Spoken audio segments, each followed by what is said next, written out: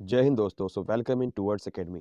Friends, आज हम करने वाले हैं ईडियम्स एंड फ्रेजेस की क्लास 2। इससे पहले हमने क्लास 1 करी थी जिसमें 19 ईडियम्स हमने डिस्कस करे थे।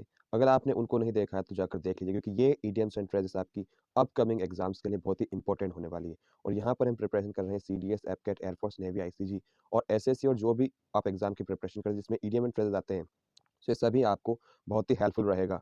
वीडियो को लास्ट देखिएगा। एंड अभी तक आपने चैनल को सब्सक्राइब नहीं करा तो सब्सक्राइब करिए और बेल आइकन दबाना ना भूलिएगा।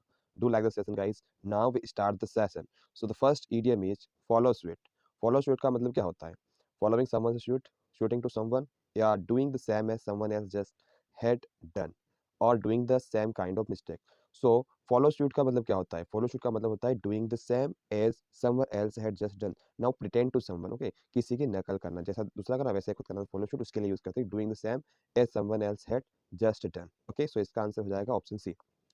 Now the second idiom is he makes decision on the fall, on the fly. So now on the fly, what is the meaning of this idiom on the fly? He makes decision on the fly. So on the fly क्या होगा? Option A है हमारा he decides quickly without any seriousness.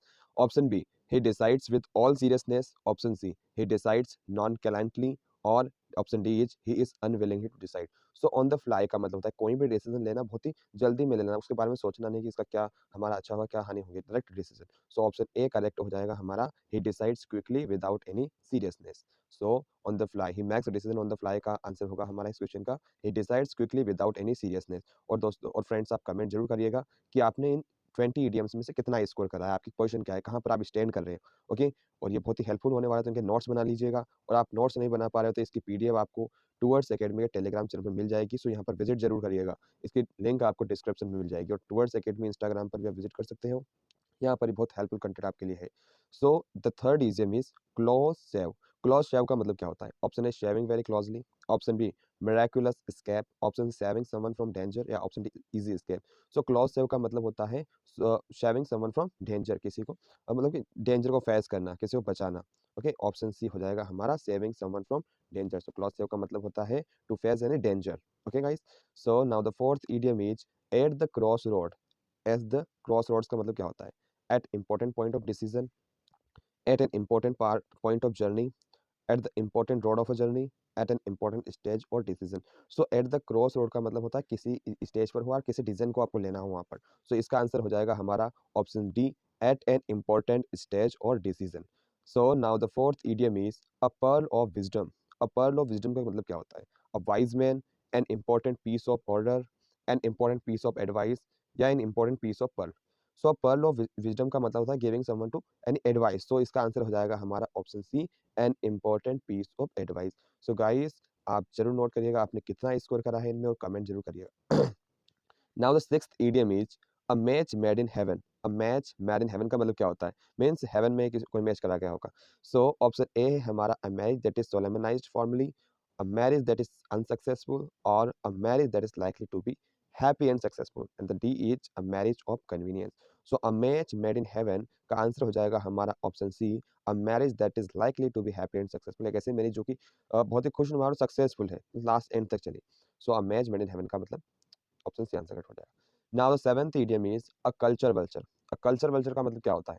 तो idiom है हमारा culture vulture. So option A है someone who is very keen to experience art and literature, option B है someone who wants to defend ancient culture, option C हमारा है someone who is ashamed of one's own culture। Okay, now the option D is someone who looks at her या his culture critically. So a culture vulture का मतलब होता है कोई व्यक्ति जो आर्ट और लिटरेचर ज्यादा पसंद करता है, तो इसलिए हमारा option A, someone who is very keen to experience art and literature, option इसका करेक्ट हो जाएगा। सो कैसा लग रहा है आपको सेशन, ये कमेंट बॉक्स में जरूर बताइएगा, कैसे आपके एग्जाम के लिए बहुत ही हेल्पफुल है। तो लास्ट तक देखिएगा guys. Now the eighth idiom is a death blow. A death blow का मतलब क्या होता है? Option A to be nearly dead, option B to be deeply afraid of death, या option C to beat someone to death, option D an action or event which causes something to end or fail. So a death blow का मतलब होता है to end something. Okay, so इसलिए इसका answer हो जाएगा option D, an action or event which causes something to end or fail. A death blow का मतलब होता है an action or event which causes something to end or fail. Now the ninth idiom is the jewel in the crown. What is the meaning of the jewel in the crown? So option A, someone who has many skills. Option B, something that one wants. Option C, the most valuable thing in a group of things. और the D is the jewel in the crown of the king. तो jewel in the crown से आप क्या समझते हो कि crown में jewellery है। सो बहुत ही एक ग्रुप ऑफ थिंग्स, बहुत ही वैल्यूएबल थिंग्स रही होंगी वो, क्योंकि तो क्राउन में लगी है। सो इसीलिए इसका आंसर होगा option C, the most valuable things in a group of things. Okay, so someone who has many skills, ये तो हो नहीं सकता, someone ये भी नहीं हो सकता. Okay, so answer रहेगा option C, the most valuable thing in a group of things. Now the 10th idiom is to live in a fool's paradise. ये idiom है हमारा, to live in a fool's paradise का मतलब क्या होता है? Option A, to live a life that is dishonest, or option B, to be happy because you will not expect accept how bad a situation really is. Option C is to believe that things you want will happen. Option D, to enjoy yourself by spending a lot of money. तो to live in a fool's paradise, to live life that is, आप dishonest life जी रहे हो, या आप happy हो क्योंकि आपने जो बुरी सिचुएशन आपके साथ हो रही है उन्हें आप स्वीकार नहीं कर रहे हो, या जो चीज़ें आप की हो रही हैं उनके ऊपर आपको विश्वास है, या आप एन्जॉय कर रहे हो बहुत सारा पैसा खर्च करने पर। So to live in a fool's paradise का मतलब होता है to be happy because you will not accept how bad a situation really is. Now you prepare for this competitive exams, any exam you prepare, but you face the real situation. How you analyze these things? Okay, guys, if you do bad, so accept it and improve it. But you said that I am doing good here and I will clear the exam definitely, and you're not doing anything for this, then you will fail. So guys, analyze what are you doing. Now the 11th idiom is a rotten apple. So the option A, to remove something which is rotten. Option B, one bad person in a group of good people. Option C, a loving and kind person. Option D, a disorganized person with bad habits. So a rotten apple क्या होता है? rotten apple होता है one bad person in a group of good people. Good people के group में कोई एक खराब व्यक्ति होना है ना, कि पूरी, जैसे कि वो हम बोलते हैं ना कि एक मछली सारे तालाब को गंदा करती थी, उसी तरीके से rotten apple one bad person a group of good people. Now the 12th idiom is to vote with your feet. To vote with your feet का मतलब क्या होता है? To show that you don't support something, or to replace something important. Option C, to change something you must do, or option D, to express a particular opinion. To vote with your feet का मतलब होता है to show that you don't support something, मतलब आपको show करना है कि आप किसी को भी सपोर्ट नहीं कर रहे, तो to vote with your feet का आंसर हो जाएगा।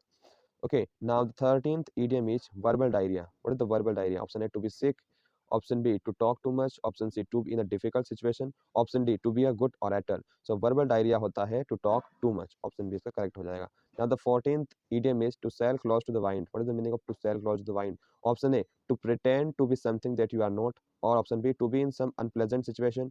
Option C, to be destroyed by a belief. Option D, to do something that is dangerous. To sell close the wine का मतलब होता है to do something that is dangerous. Option D इसका correct हो जाएगा. Now the 15th idiom is a double entendre. A double entendre का मतलब क्या होता है? Option A, to look at someone or something twice. Option B, a situation in which you can't succeed. Option C, a word which has two meanings. Option D, something that causes both advantage and problem. So a double entendre का मतलब होगा a word which has two meanings. So option C इसका correct हो जाएगा. Now the 16th idiom is dirt cheap. Dirt cheap का मतलब क्या होता है? Extremely cheap, extremely costly, very cheap person, very cheap item. So dirt cheap का answer हो जाएगा extremely cheap, बहुत ही सस्ता. Okay. Now the 17th idiom is a shrinking violet.